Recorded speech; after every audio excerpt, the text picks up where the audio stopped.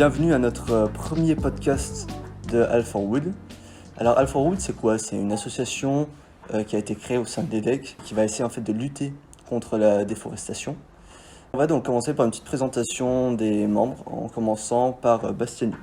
Alors moi je m'appelle Bastiano Angelini, je suis le responsable sponsor de l'association et mon rôle c'est essayer de contacter des entreprises afin qu'elles travaillent avec nous dans notre but de planter des arbres. Ouais. Tu peux me présenter Vas-y. Ok, donc moi mon prénom c'est Guillaume et je suis trésorier de l'association. Donc, mes objectifs c'est de récolter l'argent, de m'occuper du compte bancaire, de m'occuper de l'assurance, etc. Voilà tout.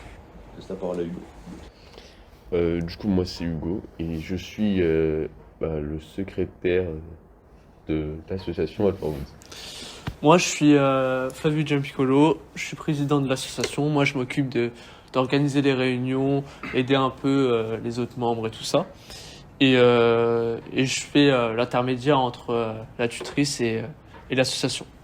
Toi, Loïc? Ça va, moi c'est Loïc et je suis chargé de communication de All4Wood. Donc par exemple tout ce qui est podcast, réseaux sociaux, tout ça.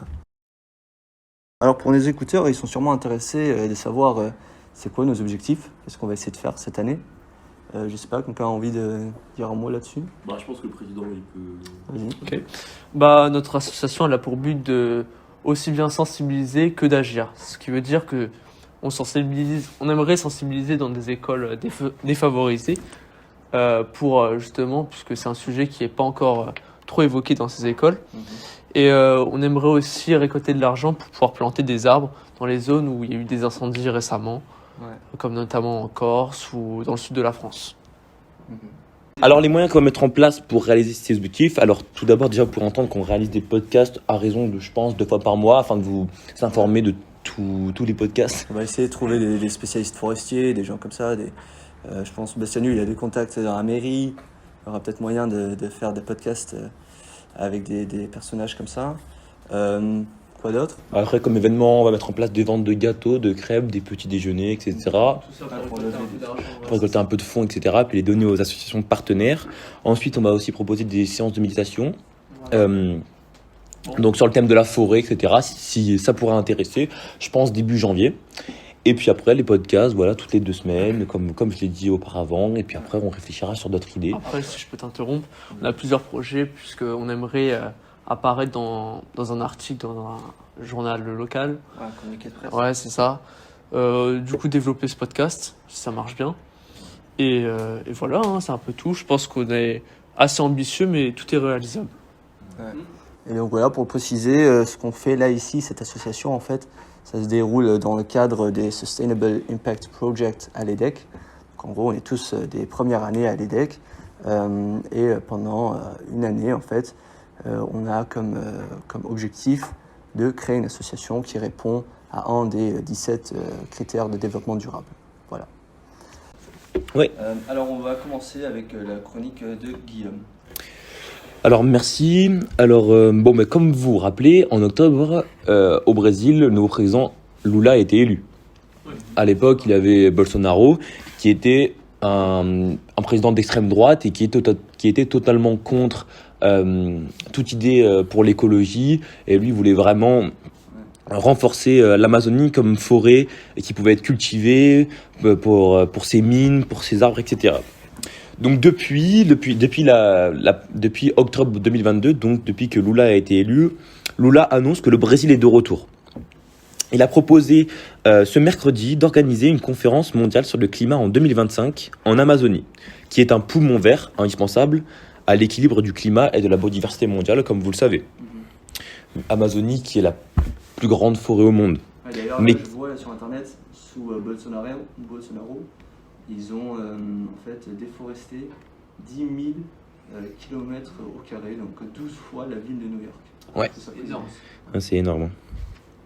Et cette annonce vient donc revigorer une COP27 à Sharm el-Sheikh, engluée dans les désaccords, tout comme la réaffirmation par le sommet du G20 à Bali d'objectifs climatiques ambitieux.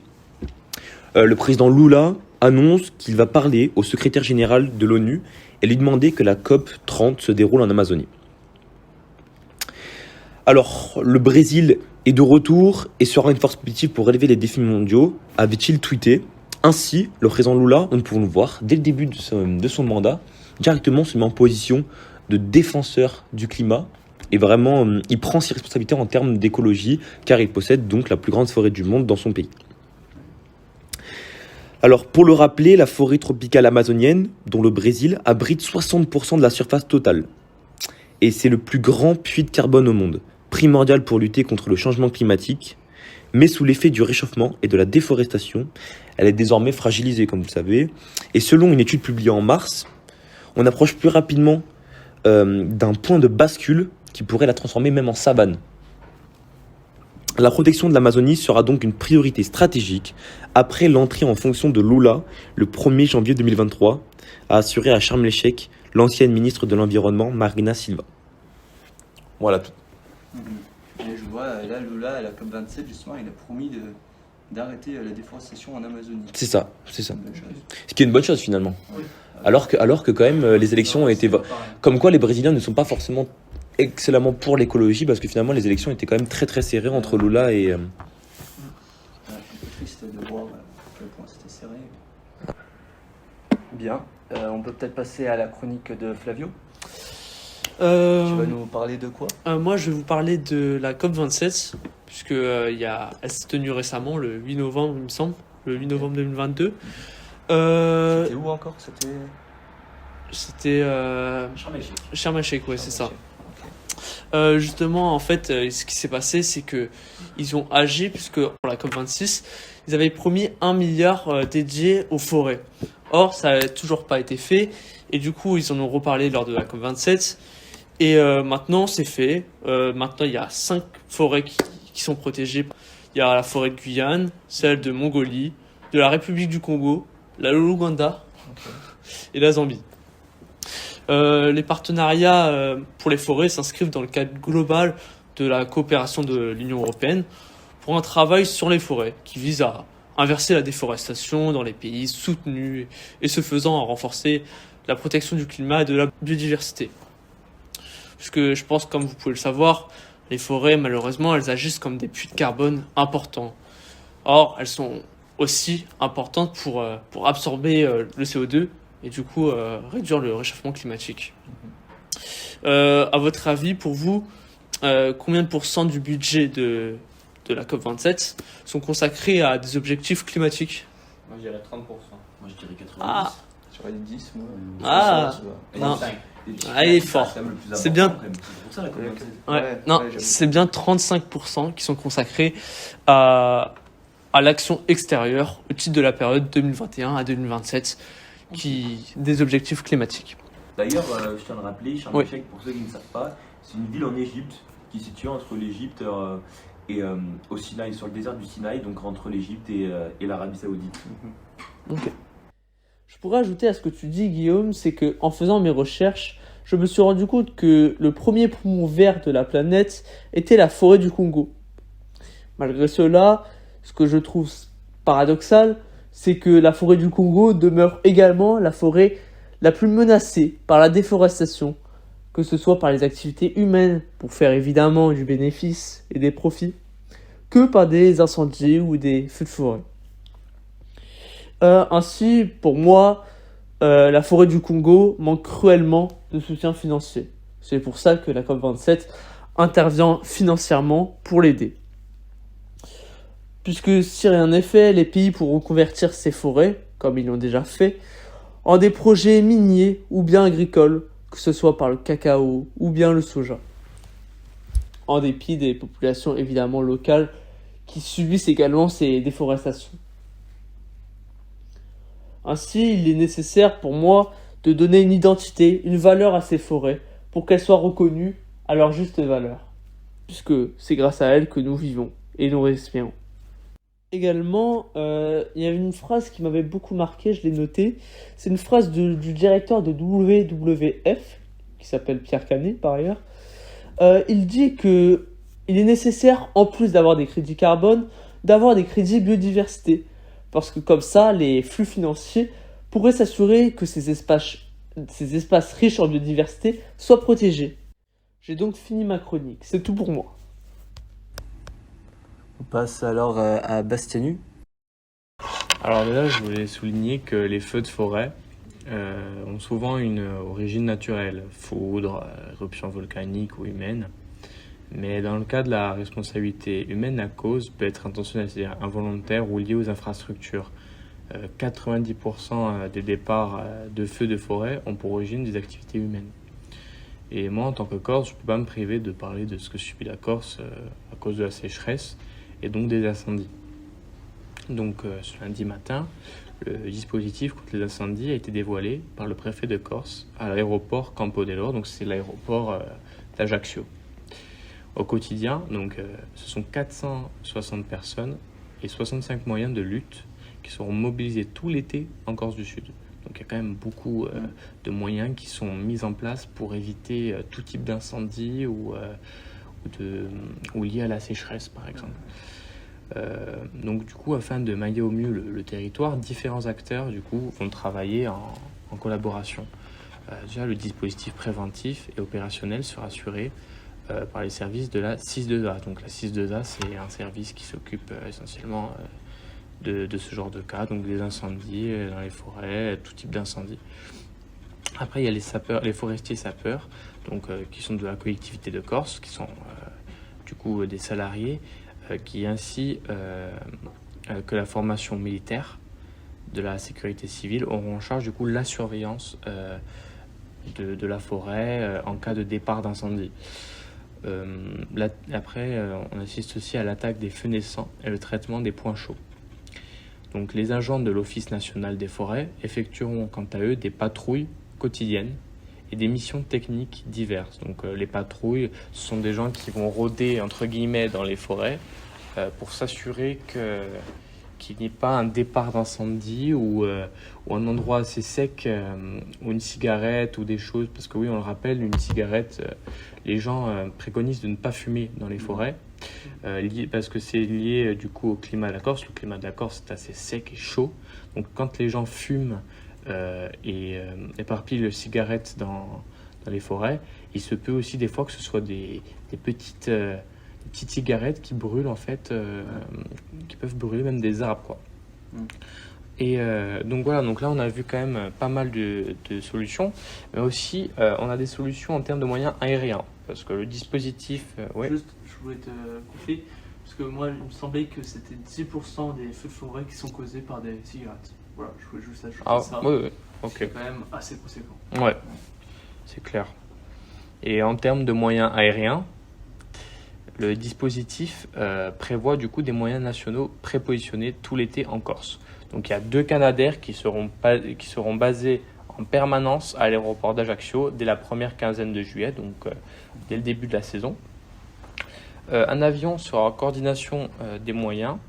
Et en complément, donc le 6-2A, ce que j'avais dit, c'est ceux qui s'occupent en gros de corriger ce qui se passe dans les forêts. Ils vont affréter un hélicoptère bombardier d'eau léger en cas d'incendie. Et un hélicoptère bombardier d'eau lourd sera aussi également positionné à Corté. Donc Corté, c'est le centre de la Corse, c'est l'ancienne entre guillemets capitale de la Corse, c'est la ville en fait où tout s'est passé.